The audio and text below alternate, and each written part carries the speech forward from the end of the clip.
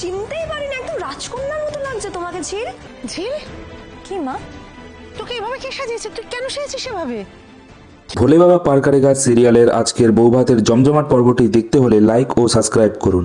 ঝিলকে চৈতির সাজানো হয়ে গেলে ঝিল চৈতিকে বলে, জানি আপনার খুব কষ্ট হচ্ছে, কিন্তু আমার কিছু করার ছিল না। চৈতি বলে, আমার কষ্ট হতে যাবে কেন? আমার সাথে স্বাক্ষর কোনো সম্পর্ক হয়নি, কিন্তু তোমার মতো একটা মিষ্টি মেয়ের সাথে তো হয়েছে। তোমরা দুজনেই ভালো থেকো। তিতির দরজায় এসে বলে, চৈতিদি দরজাটা এবার খোলো, আমার আর একদম তো সইছে না ঝিলকে দেখার জন্য। ঝিল চৈতিকে বলে, আমার একটু বেশি সাজা হয়ে গেছে তাই না? আর আমার চোখটাও কেমন যেন ভিজে ভিজে লাগছে। চৈতি বলে, তোমাকে খুব সুন্দর লাগছে। ঝিল বলে, আমি তো আয়নাতে একবারও আমাকে দেখলাম না যে আমাকে কেমন লাগছে। তিতির বলে, আয়না দেখার কোনো প্রয়োজন নেই, তোমাকে একদম হলিউড নায়িকার মতো লাগছে, বাইরে সবাই তোমার দিকে তাকিয়ে থাকবে।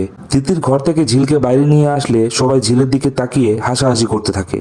সেই সময় ঝিলের পরিবার ও সমস্ত বস্তির লোক সেখানে চলে আসে। তিতির তখন বলে, এত পঙ্গপাল এলো কোথা থেকে? এদের আবার কে নিমন্ত্রণ করলো? ঝিল তখন বলে, তুমি ওদের পঙ্গপাল কোন সাহসে বলছো? কথা বলতে জানো না? ওরা বস্তির লোক হলেও একজন মানুষ। পরবর্তী পর্বটি দেখতে হলে চ্যানেলটিকে অবশ্যই লাইক এবং সাবস্ক্রাইব করুন।